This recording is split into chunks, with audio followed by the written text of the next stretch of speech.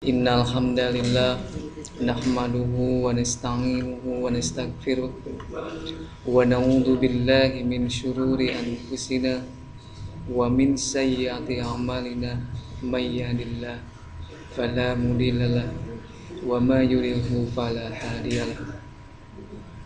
Ashhadu an la ilaha illallah wa ashhadu anna Muhammadan abduhu wa rasuluhu alladzina ba'da. Amma ba'du. Segala puji hanya milik Allah. Hanya kepadanya lah kita memuji, dan hanya kepadanya lah kita memohon pertolongan. Memohon pertolongan dari kejelekan mental kita semua, dan memohon pertolongan dari kejahatan amalan-amalan kita semua. Sesungguhnya barang siapa Allah telah memberikan petunjuk kepada umat manusia, maka tak ada satupun makhluk yang bisa menyesatkannya. Sebaliknya, siapa saja yang Allah sesatkan, maka tak ada satupun makhluk yang bisa menunjukkannya. Salawat serta salam mudah-mudahan mengalir kepada junjungan Nabi kita, yaitu Nabi Muhammad SAW, yang telah membawa kita dari zaman kejahiliahan menuju zaman Dinul Islam, dan tak lupa kepada para sahabat-sahabatnya, para keluarganya yang ikut serta menegakkan syariat Islam, berjihad hingga akhir zaman.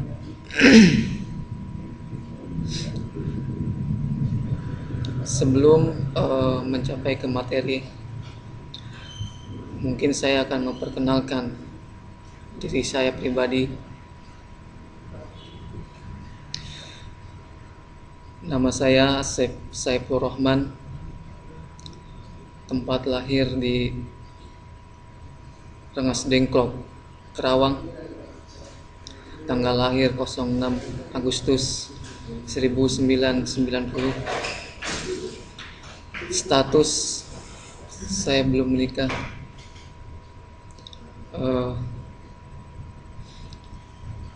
Saya lahir asli di Rengas Dengklok, dan saya sekolah di IKMI Rizkina Cikarang, Bekasi. Mungkin pada kesempatan kali ini saya akan membahas sebuah materi yang diberikan oleh kampus IKMI sebagai salah satu syarat kelulusan. Pada kesempatan kali ini saya akan membahas mengenai tentang pengertian nikah dalam hukum agama. Langsung saja menuju ke materi. Pengertian nikah.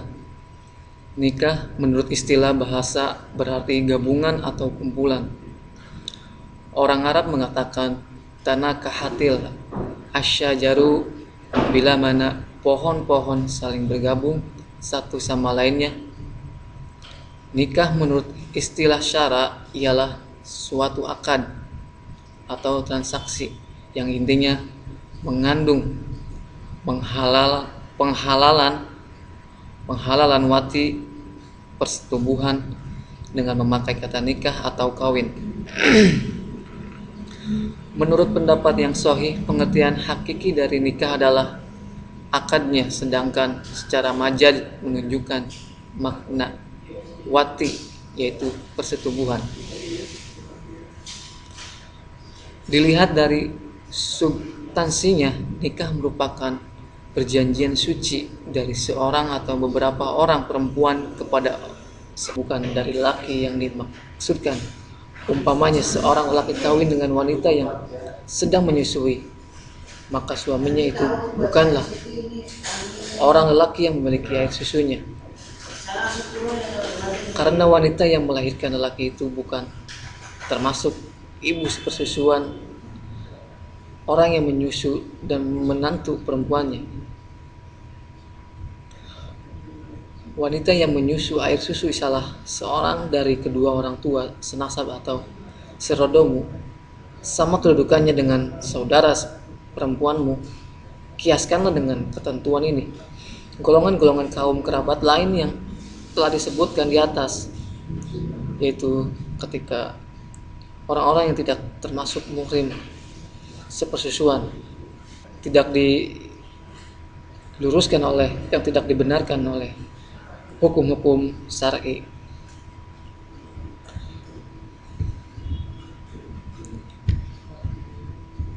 Orang laki-laki sebagaimana dapat dipahami dari beberapa ayat Al-Quran berikut ini, yaitu dari Quran surat An-Nisa ayat 21. A'udzubillahi minasyaitonirrajim. Wa kaifa ta'khudunahu wa qad abda ba'dukum ila ba'din wa akhadna minkum mitsaqan ghalidhan. Yang artinya, bagaimana kamu akan mengambilnya kembali padahal sebagian kamu telah bergaul atau bercampur dengan yang lain sebagai suami istri, dan mereka istri-istrimu telah mengambil dari kamu perjanjian yang kuat. Adapun di dalam surat An-Nisa ayat 154, yaitu a'udzubillahi minasyaitonirrajim, wa rafa'na fawqahumut tur bimisakihim wa qulna lahum adkhulul baba sujjada wa qulna lahum la ta'du fi sabti wa akhadna minhum misaqan ghalidha. Yang artinya, dan telah kami angkat ke atas mereka bukit Turisina untuk perjanjian yang telah kami ambil dari mereka, dan kami perintahkan kepada mereka, masukilah pintu gerbang itu sambil bersujud, dan kami perintahkan pula kepada mereka, janganlah kamu melanggar peraturan mengenai hari Sabtu, dan kami telah mengambil dari mereka perjanjian yang kokoh.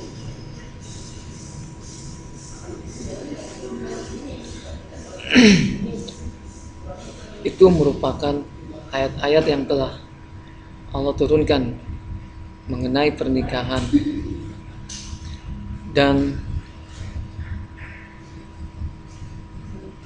dalam sebuah ayat yang akan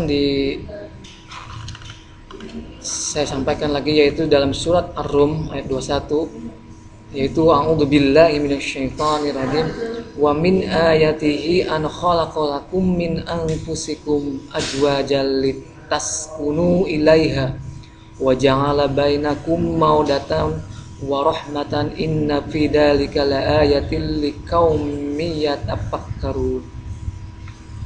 Yang artinya, dan di antara tanda-tanda kekuasaannya ialah Dia menciptakan untukmu istri-istri dan jenismu sendiri, supaya kamu cenderung dan merasa tentram kepadanya, dan dijadikannya di antaramu rasa kasih dan sayang. Sesungguhnya pada yang demikian itu benar-benar terdapat tanda-tanda bagi kaum yang berpikir.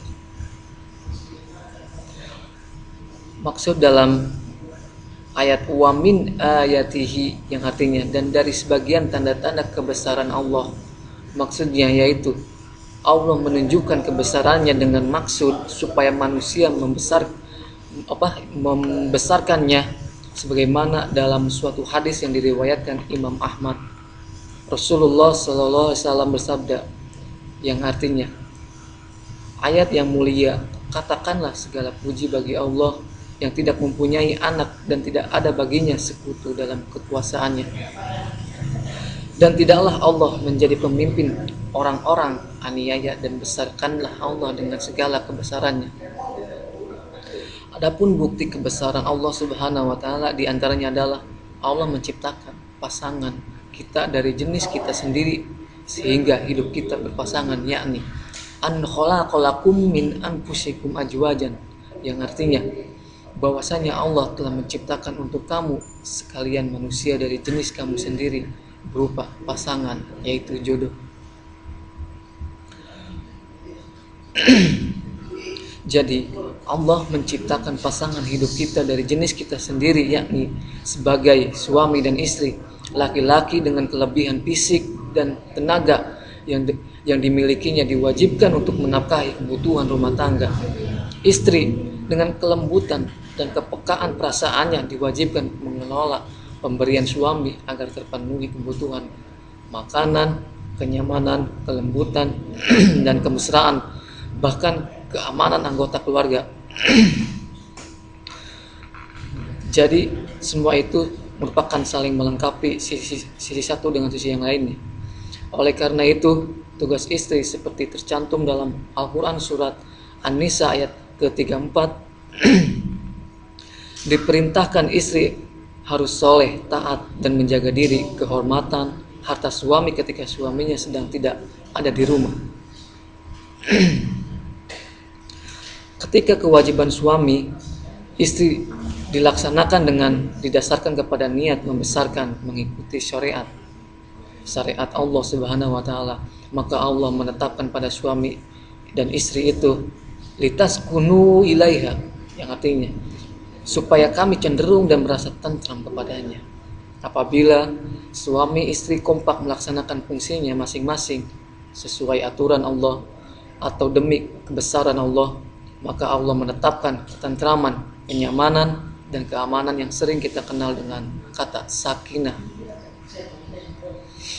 Dan apabila sakinah telah diraih dan tetap istiqomah membesarkan Allah Subhanahu wa taala, maka Allah menambahkan nikmatnya dengan menjadikannya di antara keduanya adalah mawaddah warahmah. Artinya kasih sayang di antara mereka, yaitu suami dan istri.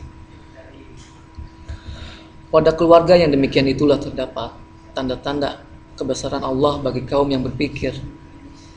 Sebagaimana yang telah dijelaskan di dalam Quran surat An-Nur ayat 32, wa anhikum ayama minkum wassalihina min ibadikum wa imaikum iyakunu fuqara yugnihumullah min fadli wallahu wasi'un alim. Yang artinya, dan kawinlah orang-orang yang sendirian di antara kamu dan orang-orang yang layak dan berkawin dari hamba-hamba sayamu yang lelaki dan hamba-hamba sahayamu yang perempuan. Jika mereka miskin, Allah akan mempaukan mereka dengan karunia-Nya, dan Allah maha luas pemberiannya lagi maha mengetahui. Adapun di surat An-Nisa ayat 3, yaitu a'udzubillahi minasyaitonirrajim, wa in khiftum alla tubsitu fil yatama fankihu ma taba lakum minan nisa masna wa sulasa wa ruba' fa in khiftum alla ta'dilu fawahidatan aw ma malakat aymanukum dalika adna alla ta'ulu. Yang artinya, dan jika kamu takut tidak akan dapat berlaku adil terhadap hak-hak atau perempuan yatim bila mana kamu mengawininya, maka kawinilah wanita-wanita lain yang kamu senangi, 2, 3, atau 4. Kemudian jika kamu takut tidak akan dapat berlaku adil, maka kawinlah seorang saja atau budak-budak yang kamu miliki. Yang demikian itu adalah lebih dekat kepada tidak berbuat aniaya. Dengan demikian, hukum nikah, yaitu hukum nikah pada prinsipnya nikah itu sunnah hukumnya bagi orang yang memerlukan penyaluran biologis, sekalipun orang yang bersangkutan sibuk dengan urusan ibadahnya. Selain itu, dia pun harus mampu mengadakan segala sesuatu yang menjadi kewajiban dan tanggung jawabnya, seperti mas kawin, sandang, yang mengikuti perubahan cuaca dan nafkah sehari-hari. Jadi hikmah yang terkandung di dalam nikah ialah demi memelihara agama dan berlangsungnya keturunan.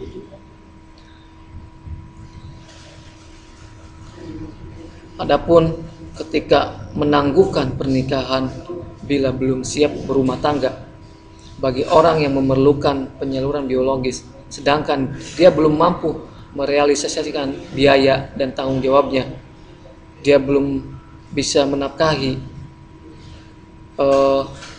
Bahkan dia belum bisa berpikir bahwa dia belum bertanggung jawab. Sebaiknya ia menangguhkan nikah untuk meredam kebutuhan biologisnya tersebut. Ia dianjurkan berpuasa, bukan mempergunakan obat penurunan atau yang disebut dengan penurunan syahwat. Bagi orang yang tidak mampu merealisasikan biaya dan beban tanggung jawabnya serta tidak memerlukan penyaluran biologis, hukum nikah makruh baginya. Sekalipun hukum nikah itu sunat, bila dinajarkan maka hukumnya menjadi wajib. Allah Subhanahu wa taala berfirman yang artinya, dan orang-orang yang tidak mampu kawin hendaklah menjaga kesucian diri sehingga Allah memampukan mereka dengan karunia-Nya. Surat An-Nur ayat 33. Adapun di dalam sabda Nabi, yaitu Nabi sallallahu alaihi wasallam telah bersabda yang artinya, hai para pemuda, barang siapa di antara kalian mampu mengadakan biaya, nikahlah. Sesungguhnya nikah itu lebih merundukkan pandangan mata dan lebih memelihara kelamin. Barang siapa yang belum mempunyai kemampuan mengadakan biaya, belum punya biaya, berpuasalah, karena sesungguhnya puasa itu dapat menjadikan peredam baginya. Menurut makna hadis, cara perendam birahi ialah dengan berpuasa. Tidak boleh memakai obat-obatan. Bila mana seseorang memakai obat-obatan hingga mengakibatkan dirinya impoten, hukumnya haram. Tetapi bila mengaruhnya hanya melemahkan saja, hukumnya makruh.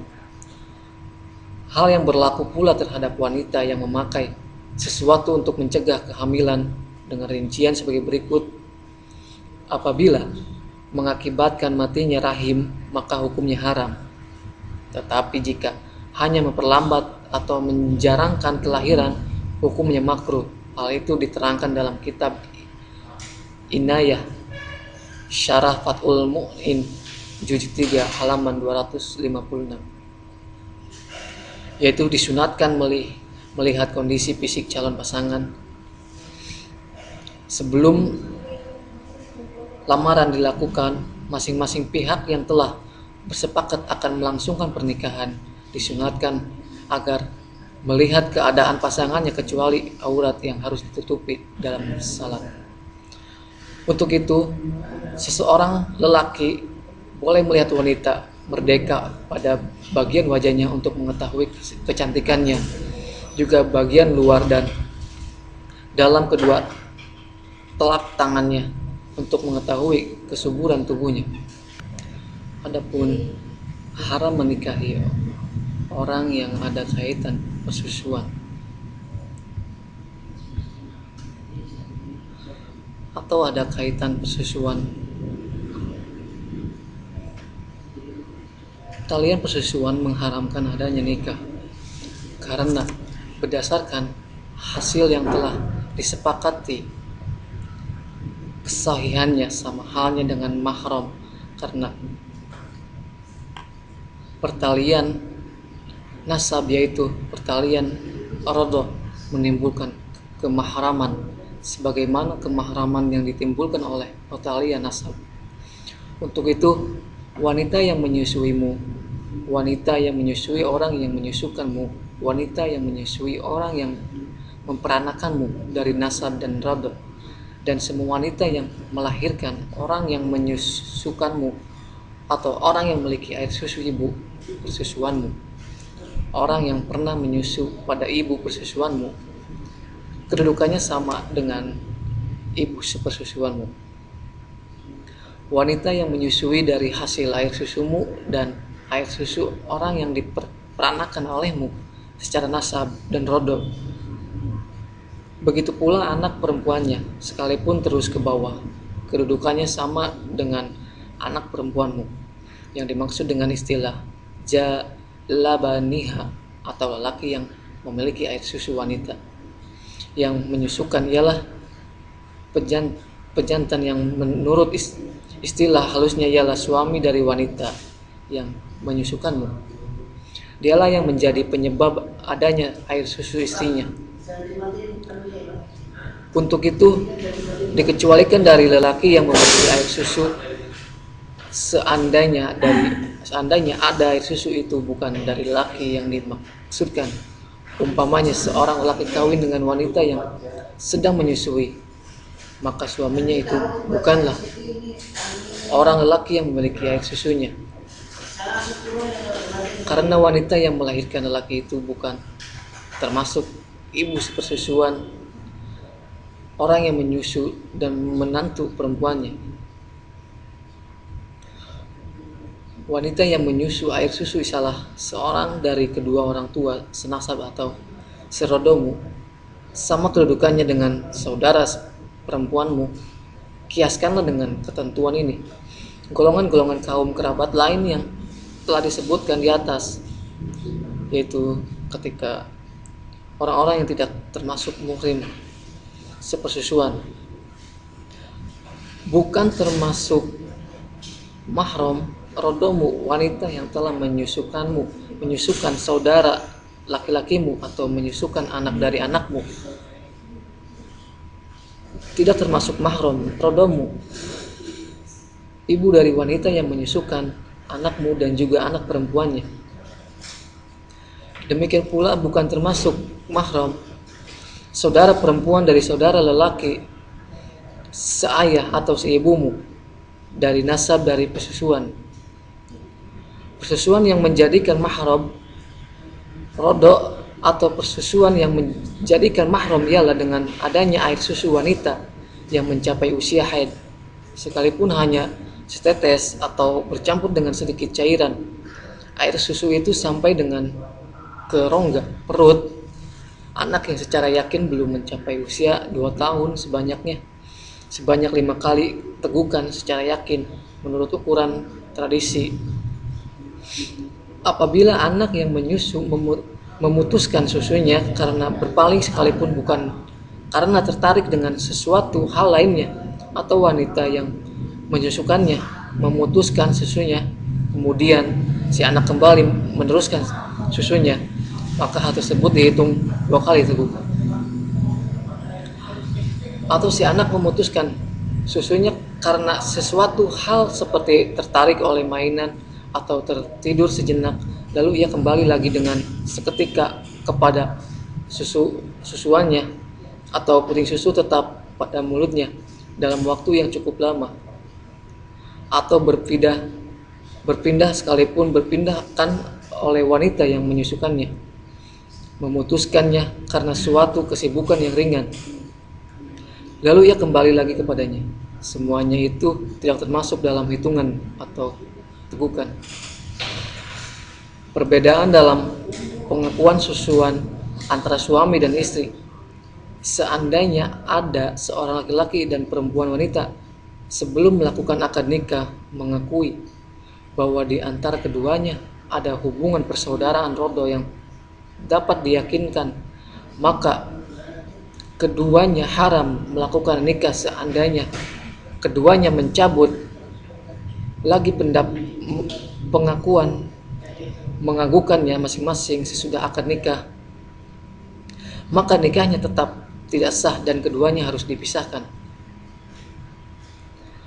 Seandainya pihak laki-laki yang mengakuinya sedangkan pihak wanita mengingkarinya, maka pengakuannya itu dibenarkan khusus yang menyangkut pihaknya,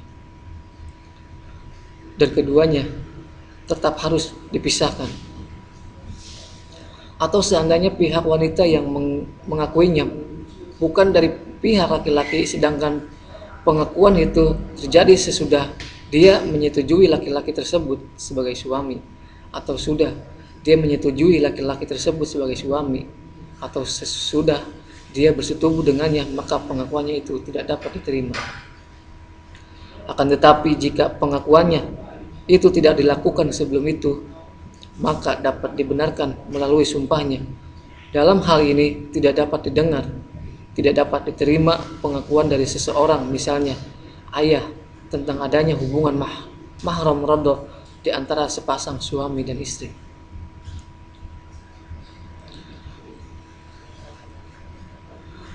Adapun kesaksian dalam masalah sepersusuan, hubungan persaudaraan rodo dapat dibuktikan dengan kesaksian seorang laki-laki dan dua orang wanita. Dapat pula dengan kesaksian empat orang wanita, sekalipun di antara mereka termasuk ibu yang menyusukannya, jika dia mengemukakan persaksiannya secara spontan tanpa diminta terlebih dahulu. Perihalnya sama dengan persaksian ayah dari seorang wanita dan anak lelakinya mengenai perihal perceraiannya juga dapat diterima bila persaksiannya secara spontan. Dapat diterima persaksiannya wanita yang menyusukan disertai dengan saksi lainnya, bukan karena menuntut upah menyusukan, sekalipun dia menyebutkan pekerjaannya seperti, aku bersaksi bahwa aku benar-benar telah menyusukannya.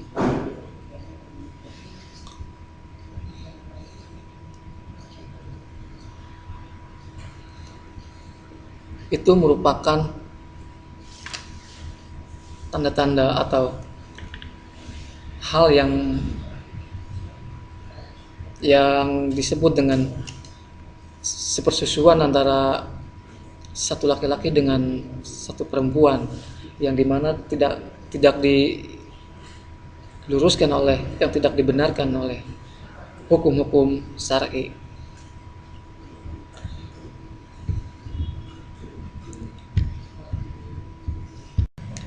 Adapun haram menikahi orang yang ada kaitan persusuan atau ada kaitan persusuan. Talian persusuan mengharamkan adanya nikah karena berdasarkan hasil yang telah disepakati kesahihannya sama halnya dengan mahram, karena pertalian nasab yaitu pertalian rodo menimbulkan kemahraman sebagaimana kemahraman yang ditimbulkan oleh pertalian nasab. Untuk itu, wanita yang menyusuimu, wanita yang menyusui orang yang menyusukanmu, wanita yang menyusui orang yang memperanakanmu dari nasab dan rodo, dan semua wanita yang melahirkan orang yang menyusukanmu atau orang yang memiliki air susu ibu persusuanmu, orang yang pernah menyusu pada ibu persusuanmu, kedudukannya sama dengan ibu sepersusuanmu. Wanita yang menyusui dari hasil air susumu dan air susu orang yang diperanakan olehmu secara nasab dan rodo, begitu pula anak perempuannya, sekalipun terus ke bawah, kedudukannya sama dengan anak perempuanmu, yang dimaksud dengan istilah jalabaniha atau lelaki yang memiliki air susu wanita. Yang menyusukan ialah pejantan yang menurut istilah halusnya ialah suami dari wanita yang menyusukanmu. Dialah yang menjadi penyebab adanya air susu istrinya. Untuk itu dikecualikan dari lelaki yang memiliki air susu seandainya ada air susu itu. Tanda-tanda atau hal yang disebut dengan sepersusuan antara satu laki-laki dengan satu perempuan, yang dimana tidak diluruskan tidak dibenarkan oleh hukum-hukum syar'i.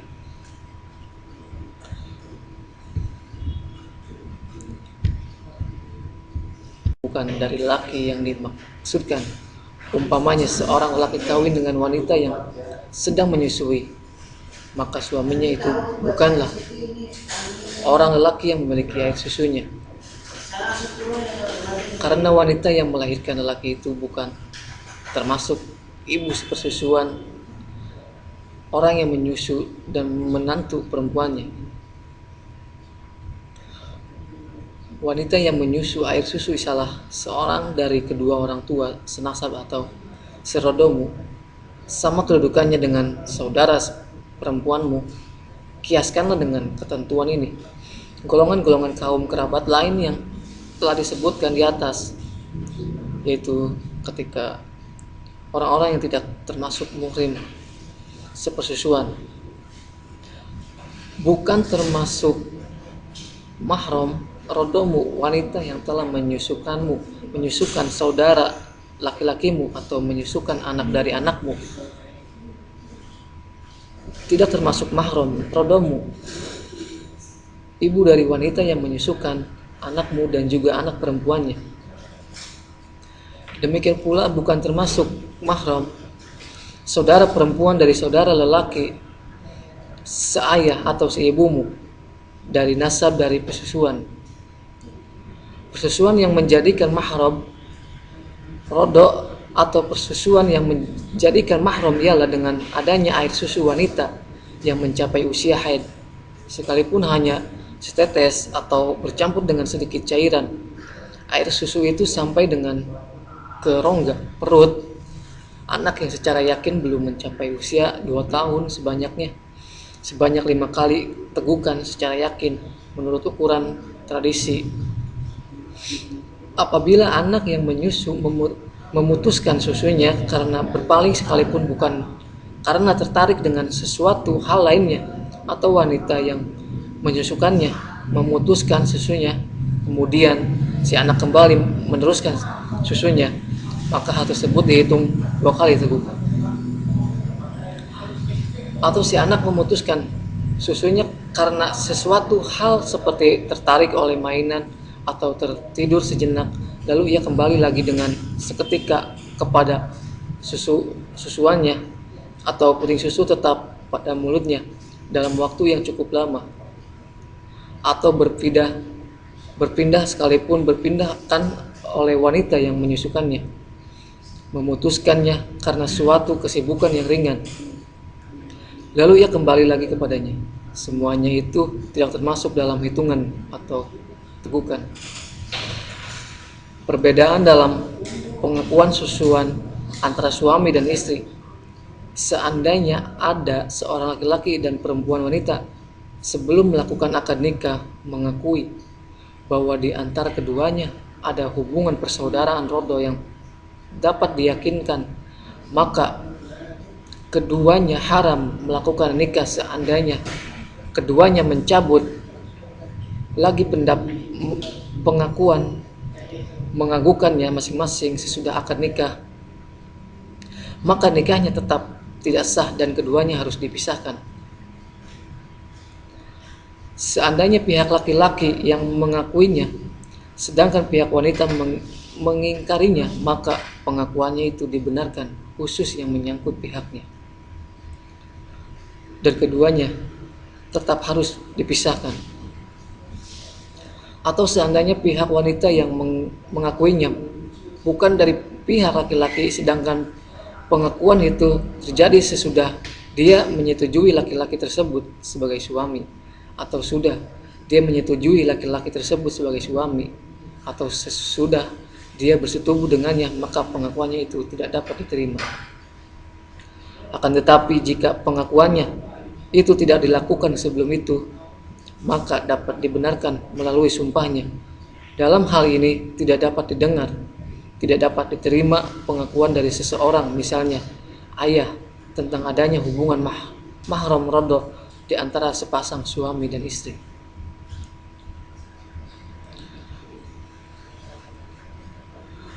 Adapun kesaksian dalam masalah sepersusuan, hubungan persaudaraan rodo dapat dibuktikan dengan kesaksian seorang laki-laki dan 2 orang wanita. Dapat pula dengan kesaksian 4 orang wanita, sekalipun di antara mereka termasuk ibu yang menyusukannya, jika dia mengemukakan persaksiannya secara spontan tanpa diminta terlebih dahulu. Perihalnya sama dengan persaksian ayah dari seorang wanita dan anak lelakinya mengenai perihal perceraiannya juga dapat diterima bila persaksiannya secara spontan. Dapat diterima persaksiannya wanita yang menyusukan disertai dengan saksi lainnya, bukan karena menuntut upah menyusukan, sekalipun Dia menyebutkan pekerjaannya seperti, aku bersaksi bahwa aku benar-benar telah menyusukannya.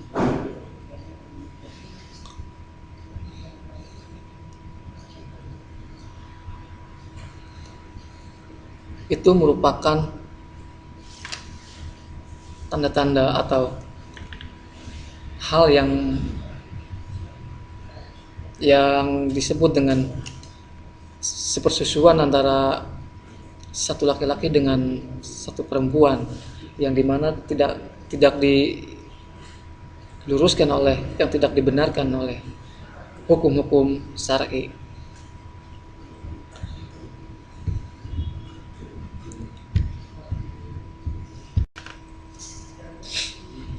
Sehubungan dengan masalah ini, Nabi Shallallahu Alaihi Wasallam pernah bersabda, bila seorang di antara kalian hendak melamar seorang wanita, tiada dosa baginya melihat wanita itu sekalipun tanpa sepengetahuannya. Riwayat Abu Dawud, Imam Tabrani, dan Imam Ahmad. Ibnu Najjar dan lain-lainnya mengetengahkan sebuah hadis melalui Al-Mughirah Ibnu Syu'bah yang mengatakan, aku melamar seorang gadis dari kalangan Ansor. Lalu kuceritakan hal itu kepada Nabi SAW. Maka beliau bertanya kepadaku, apakah kamu telah melihatnya? Aku jawab, belum. Nabi SAW bersabda, lihatlah dia, karena sesungguhnya hal ini akan lebih melestarikan cinta dan kerukunan di antara kamu berdua. Maka aku datang kepada mereka, yaitu keluarga si gadis, dan kuutarakan maksudku kepada kedua orang tuanya. Tetapi ibu bapaknya hanya saling memandang satu sama lainnya. Maka aku pun keluar, tetapi tiba-tiba si gadis dari dalam kamar berkata, temukanlah aku dengan lelaki itu. Aku berdiri di salah satu bagian kemahnya, dan ia berkata, jika Rasulullah SAW telah memerintahkan kamu untuk melihatnya, silakan melihat. Tetapi jika tidak ada perintah darinya, aku merasa enggan mengizinkanmu melihatku. Lalu aku melihatnya dan mengawininya. Ternyata aku sama sekali belum pernah mengawini seorang wanita yang lebih kucintai daripada dia, dan tiada yang lebih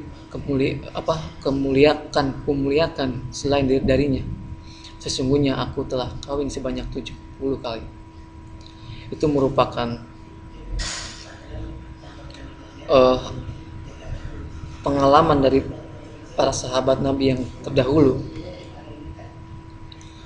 Sedangkan yang boleh dilihat dari bagian tubuh budak perempuan adalah seluruh tubuhnya kecuali anggota badan antara pusar dan kedua lutut.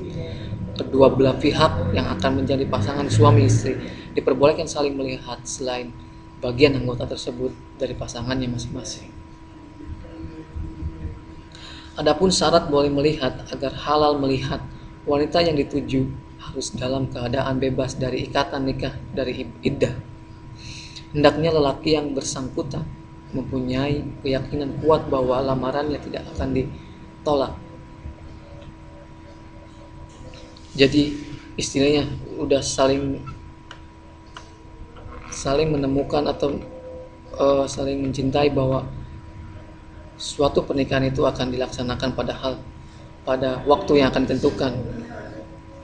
Bagi orang yang tidak mempunyai kesempatan untuk melihat calon istrinya, disunatkan atau dianjurkan mengirim seorang wanita dari pihaknya sebagai wakilnya guna melihat keadaan calon istrinya.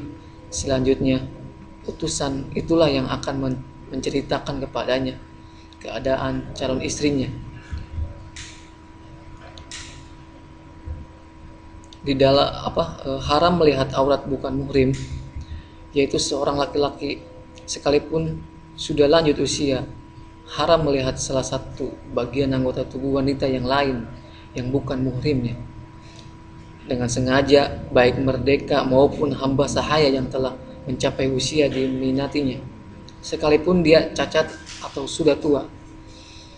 Begitu pula sebaliknya, wanita melihat laki-laki melihat aurat wanita dapat menyebabkan lupa hafalan Al-Quran, sebagaimana dialami oleh Imam Asy-Syafi'i ketika bertanya kepada gurunya, "Wahai guru, mengapa hafalan Quran saya menjadi lupa?"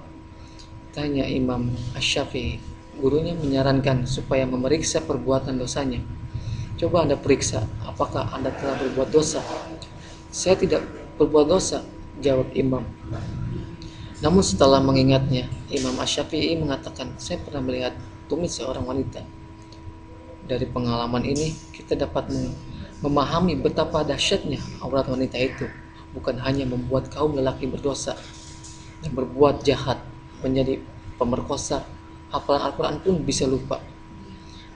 Bagaimana wanita yang mempertontonkan auratnya? Naudzubillah.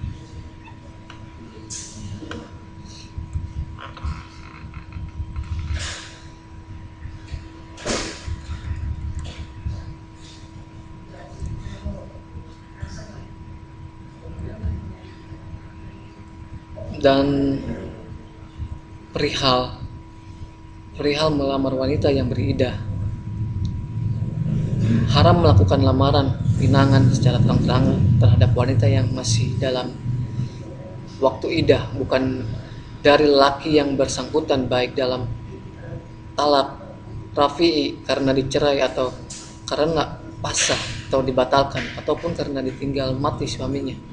Tetapi diperbolehkan melakukan lamaran secara sindiran terhadapnya bila ia berada dalam idah yang bukan raj'i. Kata-kata sindiran itu misalnya, "Kau cantik dan banyak orang yang berminat kepadamu." Maka seseorang tidak diperbolehkan melamar wanita yang telah ditalak 3 sebelum wanita itu kawin dahulu dengan muhalil, yaitu atau lelaki lain, dan masa iddah dari muhalil telah habis jika ia menceraikannya secara raj'i. Tetapi jika muhalil menceraikannya secara ba'in atau 3 kali, maka suami pertama boleh melamarnya dengan ungkapan sindiran, sekalipun wanita itu masih berada dalam iddah dari muhalil.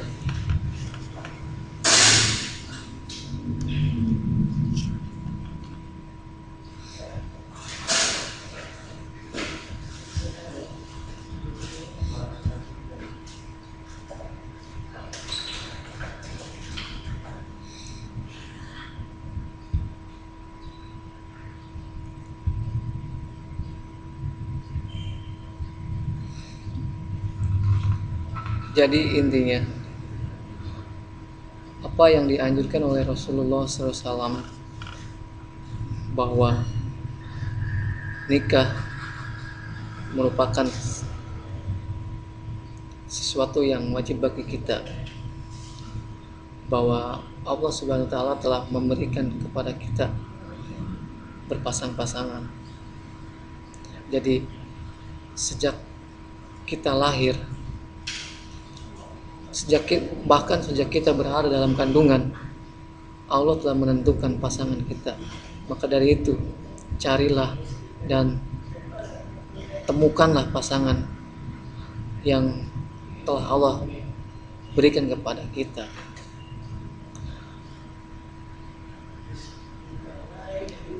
Mungkin tak banyak yang saya sampaikan.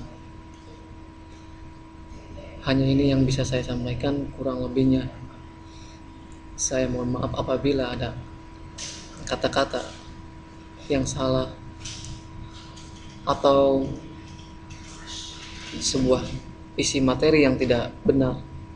Saya mohon koreksi, atau ya istilahnya koreksi, biar menjadi lebih baik, karena saya masih belum ada apa-apanya.